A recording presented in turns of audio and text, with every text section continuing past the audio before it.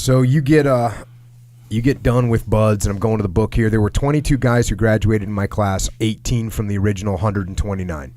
Mm-hmm. I remember how lucky and proud I felt as I was given orders to SEAL Team 1. Even back then, it was no small thing being a Navy SEAL, but it's one thing to be a SEAL and yet another to do the work of a SEAL. I thought that was an important little highlight there of, like, when you get done with buds, it's just the beginning, really. Correct. It's just, you just cracked open the door. So then you got to go through the damn door. And after you get through the door, you got to prove yourself. And like you were saying, we were nobody back then. You know, if you hadn't had a couple of tours of Vietnam, you were just trash as far as they were concerned. Yeah. So going to the book, my first platoon was Charlie Platoon. We were in country from 1969 from December 1969 through July 1970. We worked out of a place called Dong Island, and it was a great deployment. We had solid platoon officers, and our platoon leading petty officer was Barry Enoch, one of the finest SEAL operators at Team 1. When I made my first deployment, he was my sea daddy. It was the same for all of us on our first combat tour, and it was an active tour. Seems like every other night we'd be out, and most of the time we made contact. I remember we took down a few province-level Viet Cong cadre types, and one time we had a good intelligence. We were able to take down an entire VC grenade factory. It was great. So that was your first deployment.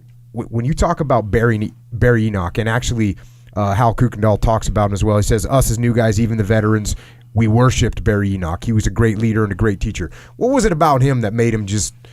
that made you guys remember him and revere him so much? Well, I think it's like you were talking about me in your great introduction, which I don't deserve that. But Barry was a leader. He took care of everybody. And he's a guy, kind of like I looked up to my father. He was my sea daddy, and he was always there for all of us. And me and last night, Tom Boyhan and me and Wayne Hampton and Mike Lacaze and Hal Kuykendall, we're all getting the pictures together and remembering the great guys. And we were talking about Barry. Of course, Barry passed away a few years ago, and he's another guy. You know, it's like I say, he'll always be in all our conversations, and was somebody we all looked up to. You know. So it's the great leadership. I mean, he showed us, and not just the leadership as a leader, but the leadership he showed us to try to be a better person. Mm-hmm. And that deployment, what were you guys doing? Were you guys deploying off of boats? Were you guys going in helicopters? Were you guys going on foot patrols? A little bit of everything? A little bit of everything. Foot patrols, basically sampans, whalers.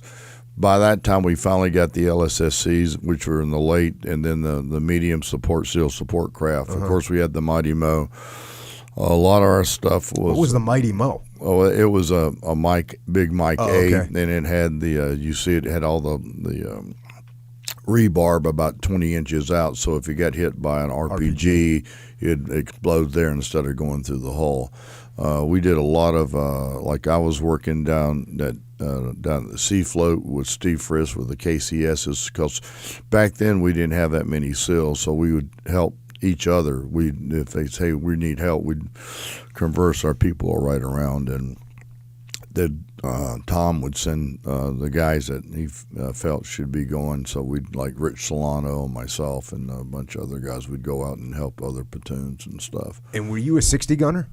I was a 60. I had a Stoner 60, and I carried a Car 15, but I always carried a Swedish K with me all the time, and a pistol. I always had a backup, as I call it. Backup and a backup to your backup. Backup, yeah. So, you know, so we have funny things, you know, and you learn from each other. So it's like that.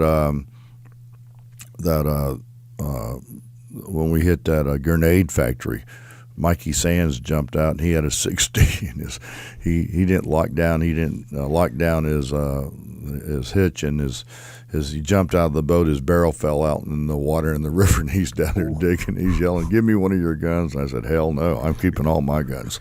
So, you know, we all learn. And Mike was a great M60 guy. He saved our asses many times, and but everybody did their job. It's just as you were saying a while ago, it was a team effort. And my life was saved by people like Mike Lacaze and other people in our platoon, and we backed each other up all the time. And that was a super active. Actually, Hal Kirkendall was talking about you here in the book. This is Hal talking. I can remember more than one firefight where we were shooting and ducking, sometimes more ducking than shooting. But Mike would be right there working that 60 with a big grin on his face. There were plenty of times when I was really scared, but I'm not sure Mike ever was. He was reliable and brave, but I'm not sure he ever knew or understood fear like the rest of us. He was a great teammate, and my God, he was strong. None of us could believe how much ammo he carried. Sometimes he'd go out with 1,000 rounds or more. That's close to 80 pounds of just ammo. And he'd swim canals with that load. He'd just shrug and say, "You don't want your 60 gunner to run out of ammo, do you?" We got through a pretty active deployment with no one getting killed.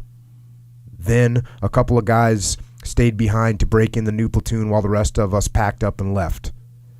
They were two of our best, and one of them was killed in a helo crash with 3 other SEALs.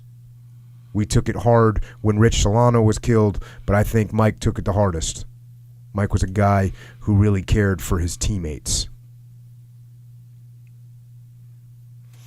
So even with all that action, you guys went through the deployment with, what did you take? A few wounded guys, but no one got killed? Yeah, we had a few, but nobody was killed. And actually, I was down at Sea Float, and Rich Solano was working with the Gulf Platoon, I think, and then that was when the helicopter went down. And of course, when you come off a hot LZ, you're supposed to shut down your aircraft and check the rotor blades, because back then the rotor blades could have a hole and it could last for 30 minutes or 45 or an hour. And the pilot of the helo wanted to get back for a birthday party or something. And the helo found, and actually Rich was killed, and Derlin was killed, and Toby Thomas was killed. Who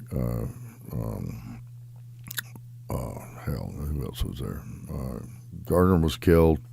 So that was one of our biggest. We lost 5 guys that day, not 4. We lost 5. And I went down and identified the bodies, and it was, I've only had one bad dream in my whole life, and it was after identifying that, because Rich's whole face was completely gone, and the only way I could identify him, he had a scar on his arm.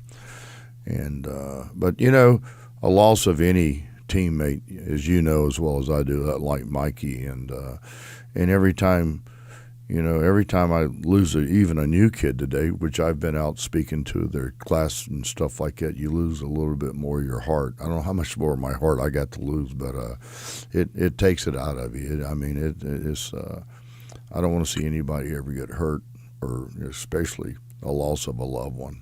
And their lives are just as important to me with the new kids today as Rich and all those guys were important to me back then.